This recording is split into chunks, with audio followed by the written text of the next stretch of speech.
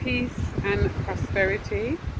Welcome to Tailored Therapy, Nakima Tailored Therapy if you're on YouTube.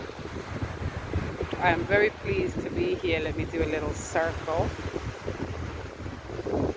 Mama Africa is the place where I'm at right now. There's a long stretch of beach with different types of clubs and pubs. Not even pubs, just different types of restaurants and eateries, and just lovely here. It's beautiful. Yes, so today's video. It's easy me producing a video in a beautiful place like this, right? Oh my gosh, yes. So for those who are looking to have therapy,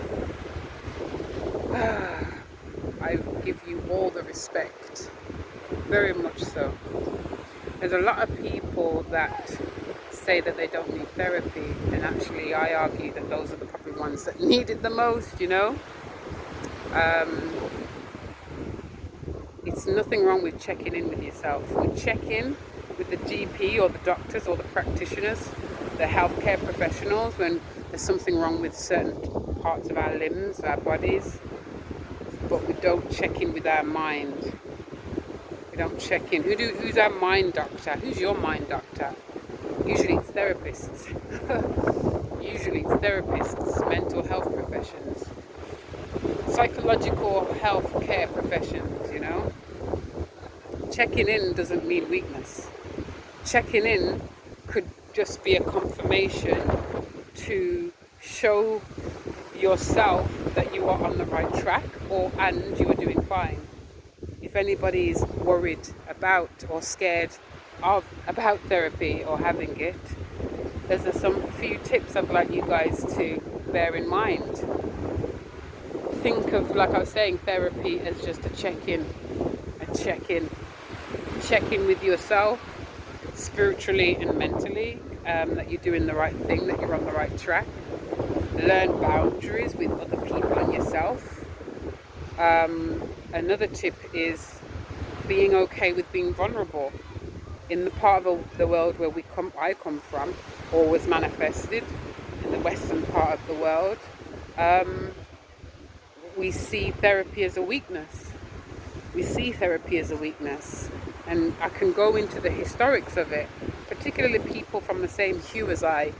If we were or showing signs of any type of psychological distress, we would not be as functional on the enslavement plantation,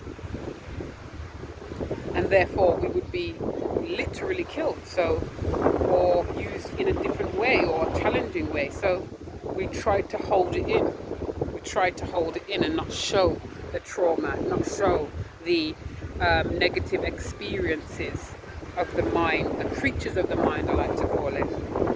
Yeah. What else? Oh my God, there's so many things. So that being said, we have to unlearn these unhelpful thinking styles. I need to, and I will promote therapy, especially with those. I'm going to do another video about individuals going for therapy and what makes a great therapist. Because that's very important. Not everybody who has got the certificates and the education and PhDs are intelligent or intellectual or are the right therapists. There's a lot of people that have the certificates but are not actually professional. They're quite harmful. And we probably learnt that as well over the last year or so. Yeah, so what else? There's so many things. I'm great. I'm just happy to be here. What else? Okay. Anybody that's willing to go to a healthcare professional or go to a professional to see how they're doing psychologically, to make sure they're on track, it's a form of self-care.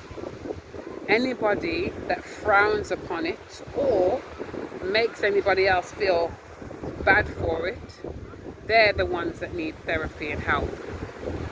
and that's okay. But they're probably not likely to do so because they might have tendencies that suggest that they're better than. That whole grandeur that we like to sometimes put ourselves in. And a lot of people that feel that about themselves have been through trauma. Let me give you an example. Someone who has personality disorder, a disorder in their personality, and you're not sure who they are. And I used to call them sometime-ish people. They've been through a lot. And usually their emotional intelligence are quite low. Their emotional intelligence is quite low. And I'm being more, especially now, I'm definitely a lot more tolerant of those individuals because it's all about trauma. All of it is all about trauma. Those who have narcissistic tendencies cannot introspect and look at themselves as being the challenge or being part of the problem or being the problem itself, and like to blame everybody else. If they didn't look at me that way, then I wouldn't have responded.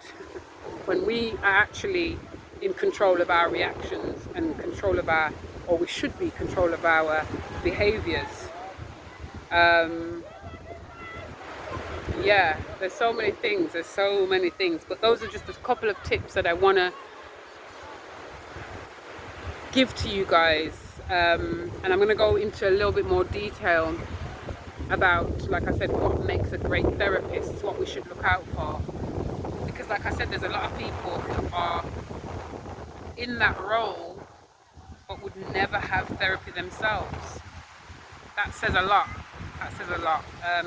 If me as a therapist is not willing to be vulnerable, how can I empathize with those vulnerable individuals in front of me?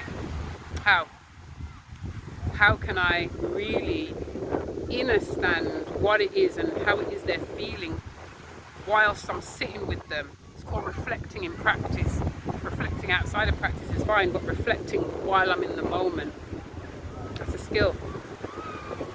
You can plug into Taylordtherapy and get some cognitive behavioral therapy with a twist. When I say with a twist, it's cultural competence. I'm going to put up some testimonials that I've had recently and that I've had not so recently, both, where my clients have told me how they've come from a different background, but they've not felt like the Eurocentric ways of the Western world has made them feel othered. You know, they've felt comfortable. I know about their culture, and or I'm willing to learn about the way in which their culture is in order for me to be an effective therapist. Anyway, hope that makes sense. That's just a little taste of what I got coming. Any questions, any queries, let me know. Let me get back in the sun. Let me give you another little turn tour of this beautiful place. Oh my goodness gracious me. It's amazing.